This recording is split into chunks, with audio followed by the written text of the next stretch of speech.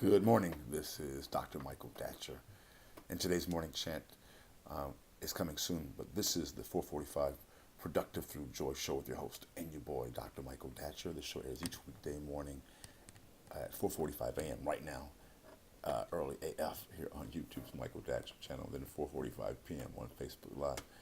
Today we're talking about the mind and productivity. What is the connection between the relationship between the mind and productivity? All right, so we have a really interesting show planned today.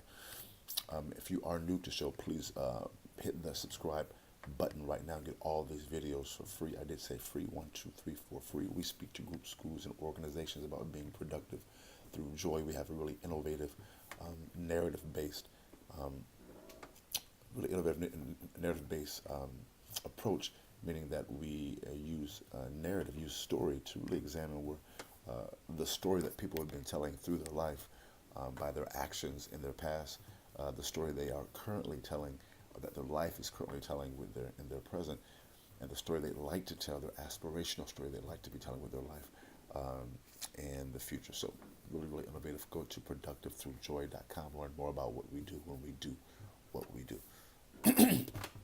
Let me clear my throat. Let me also say, again, for those of you who are new, a few words about myself. This is your host and your boy, Dr. Michael Datcher. I'm the author of the New York Times bestseller, Raising Fences, which was a Today Show Book of the Month pick. That book's film rights were optioned by the actor Will Smith, whose people called my people, and I eventually agreed to write the screenplay for that particular project. I'm also the author of the acclaimed historical novel, America, set 13 miles from Ferguson, where, of course, Michael Brown was murdered, the conflagration that ensued there as well initially. I'm currently on the book tour for that book. That book interrogates the intersection between race, family, and violence in America. Much of what we're going through right now in this country, with 45 doing what he's doing, and so I'm on the book tour right now for that book. I just came back from Atlanta. I'll be coming to the St. Louis region soon. Look for me there as well. I am also the board president of the World Stage Literary and Jazz Venue here in California. You can go to theworldstage.org. It's a very powerful organization. Workshops and live concert series and drumming and you name it. Youth ensembles, just incredible. You can go to theworldstage.org to learn more about that organization, that great nonprofit. 7 days of extraordinary program, jam sessions. I mean, it's a lot going on at the World Stage each night. I am also, my educational background is my educational background is UC Berkeley as an undergraduate, my master's from UCLA, and my PhD in English literature from the University of California at Riverside. I'm currently a professor of English Lit at Loyola Marymount University here in Los Angeles. I'm an expert at being productive, right? I don't say that to brag or boast. But people are oftentimes surprised at my level of productivity given how crazy my own personal narrative is. I am the product of a young girl who was raped at 16, gave birth to me at 17, and subsequently gave me up for adoption to an amazing single divorcee, yet at the time no biological father, no adopted father. Listen, difficult times for the young MD, yet as Cool Modi famously said, how you liking me now? And if I can be this productive and be so through joy, I'm knowing that many of us can also have a similar kind of abundance in this and success, and that is really what motivates my show, motivates me, frankly, motivates me as personally, motivates our business. We love to help people who've been through a little something, some struggle, who've seen a little hardship, because people like us tend to not believe they can do it, and we feel stuck. And so I know that we can unstuck individuals. So anyway, go to productivethroughjoy.com and see about us. We speak again to groups, schools, and organizations. Thanks for being here. Let's dive into today's topic today. Guys, we're talking about the topic of the mind and productivity. How does the mind, in a very practical way, impact what we do and how we do it, all right? So point one is that you want to know that your mind has dominion over all aspects of your life. At times you don't really think about that. You know, you think about the soul being the primary, if you have a spiritual kind of background, the soul being the primary engine or defining part of yourself. Your being in the soul is important. But we think of the body. If you're an athlete, I was a high school athlete, so I get the whole physicality of that thing. But we argue and know to be true that it is your mind um, that has dominion over your sojourn on this earth. So, like this, embracing that idea. So what are the implications of that? Well, that's point two. Well, if the implications of your mind having dominion over your body, your being, your life, that means you want to get your mind in the proper framework.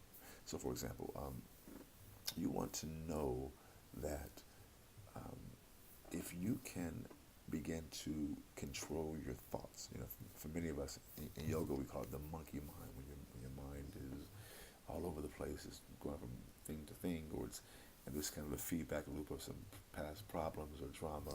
We all have that. I know I've had a lot in my life. Excuse me. So we call that the monkey mind in yoga. Um, but if you can begin to align your mind, here's the key, with what we call the divine or the great mind, the great spirit, call it God, for example. Align your mind with that particular thing that was here first, the primordial first thought, the primordial thing, God, Yahweh, Allah, again, choose your own nomenclature. That's how you begin to change your life, right? Well, then, which goes right into point three. Well, how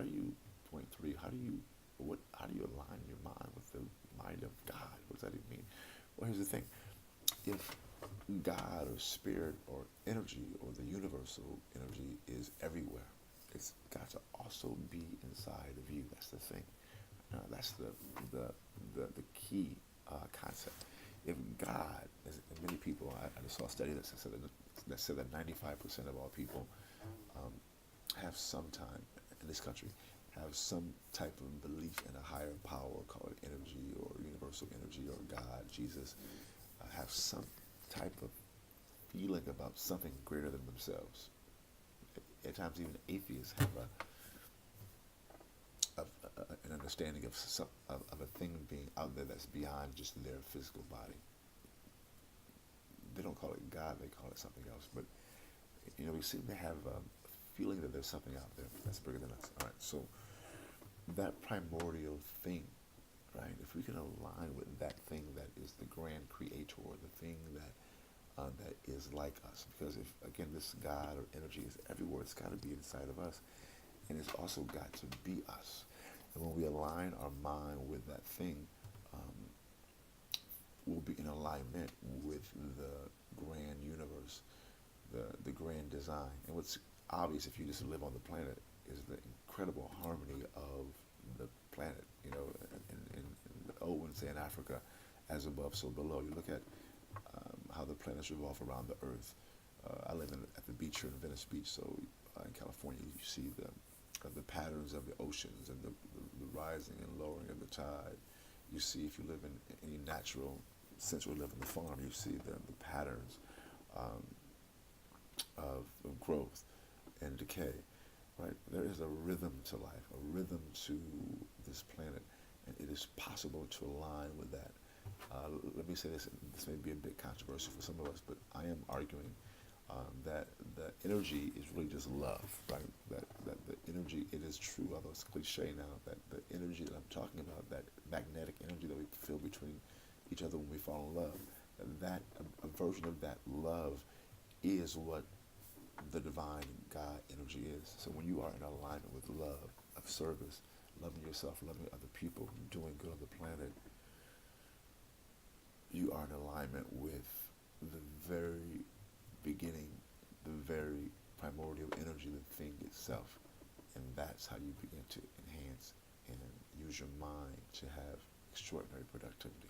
Boom, goes the dynamite. That's it for today's show. We just got deep.